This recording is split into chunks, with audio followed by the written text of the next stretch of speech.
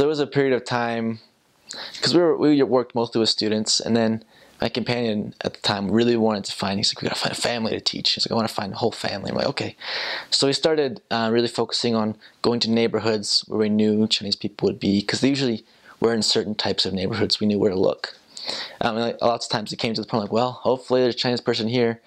This isn't the story, but there's a story where one time we pulled into a neighborhood, we parked our car, I'm like, we hope so, we prayed, we stepped out of the car, and we looked over, and the house right there had like Chinese decorations in the window, and they were the only Chinese person in the neighborhood, and stuff like that would happen all the time. We'd find the one house. But I remember there was one day we were knocking in a neighborhood, and it'd been kind of hard actually. We just talked to someone on the doorstep who was very against our church, and it'd been kind of difficult to deal with him, and we're like, oh, this is terrible. And then we knocked on the door, and this Chinese lady opened the door. It was actually kind of funny because she was from Hong Kong, and we were in a trio at the time, and we had an elder from Hong Kong, so they started speaking Cantonese to each other, and they set up a time to come back, and so they planned, he was going to teach the lesson all in Cantonese, and that when we came back, it turned out she spoke Mandarin as well, so then we started to teach her, and it was great because she had these two awesome little kids, and she was really struggling, and lots of problems that Chinese people had we ran into was they were married but not legally, so it was always kind of a hassle to figure out what to do, and often it prevented them from ever getting baptized because they just weren't willing to go through all of that, but she was. I remember one of the miracles we didn't have, because the Book of Mormon, there's two written forms of Chinese. There's traditional and there's simplified, and so Hong Kong, they read traditional, but we only had simplified at the time, so we gave her that. And she's like, I don't know how to read this. But then, like, after by the second visit, she says, oh, this all makes sense to me. Like, this is just working. We're like, this is great. She actually moved before we could baptize her down to England, but we'd arranged for her wedding. Because sometimes we would translate for weddings. We'd go to I guess it's like the registrar's office in the city, and we'd go and translate. And so she came back up from England. We translated for her wedding. It was awesome. And then she went back down to England and met with the sister missionaries there, and they baptized her down in the Leeds mission. And it was just a great miracle to see. It was a huge ordeal, but finally she got baptized, and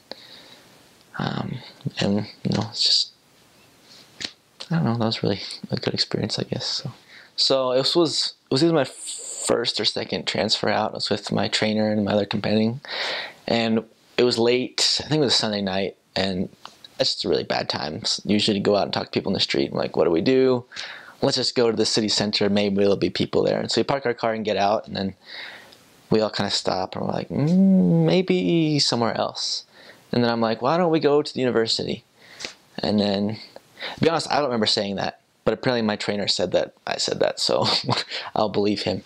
But so then we all got back into the car. I do remember this. We got back to the car and went to the university, which I think we just left, if I remember. We'd been there, went to the city center, and like, let's go back. So we went back, and we talked to one person, and the second person, no, it wasn't even the second person, because my companion and I started talking to this one girl, and then my other companion kind of stopped this other guy, just up the way a little bit. We're talking to this girl, she's not really interested, and so we kind of leave her and go and meet up with other companion, talk to this one guy. And he was just really struggling with all kinds of things. Like, he felt really alone because he's in Scotland. He really missed China. He missed his family. He was just really struggling. He needed some help, and so we were able to talk to him and set up a time. And he ended up getting baptized and being a great addition to the ward. And it's really good to know that the Lord guides us. Even we make plans. We're trying our best. Like, okay, we're gonna try and find someone here, but as long as we do that, then He'll bless us and say, good job, but you should be here, actually. And so, as long as we're listening, we can be where He wants us to be. So, kind of funny, but also pretty cool. There's one story. It was a guy we met on the street. I guess this was one period of our mission where we just wanted to invite people to baptize in the street to see, like, why not? Let's just see what they say. And so we're walking up by Glasgow University, and we see this one Chinese guy. We're like, let's go talk to him. And we're just talking to him, and he's really like, yeah, whatever. We're like, okay, this isn't really going anywhere. Let's invite him to be baptized. And he's like, okay, I'll get baptized. We're like, what? And so we set up a time to meet with him. It's like, we're not just going to baptize him, we actually have to teach him. Turns out he actually, he did like a 2-week study program at Weber State in Utah, which is really random. Again, studying in Scotland. I remember another funny thing in the first lesson, he says, "Do you still practice polygamy?" We said no. He's like, "Oh, okay." He was like disappointed. But it was a bunch of miracles teaching him. To this day, I still don't know what his English name was. I know his Chinese name, but for a while we thought it was Darwin, and then we were pretty sure it was Darren, but we weren't really sure. But I remember we scheduled his baptism for a day, and we taught him everything was coming up, and then he's like, "Oh, I'm going to be out of town or something. I can't be baptized on that day." And I'm like, "Oh no," because he was going to leave for a while. And so we just started praying really, really hard, like, "Heavenly Father, please let him be here." And it turned out, he called us like a week before, and he said, "Actually, my travel plans changed. I'm going to be here so I can get baptized." And we baptized him, which was great because he left for like 2 months and then came back after that, and everything was great. So it's good to see the Lord's hand in everything. He directs us to those who are prepared, and hopefully they're still active out there somewhere. I don't know, but we'll see. So I remember we were out, I think it was a Sunday afternoon. We were just walking around the city trying to talk to people. We went out for at least an hour and a half, 2 hours. We're like, all right, let's go back to the car. Let's go get some dinner or something.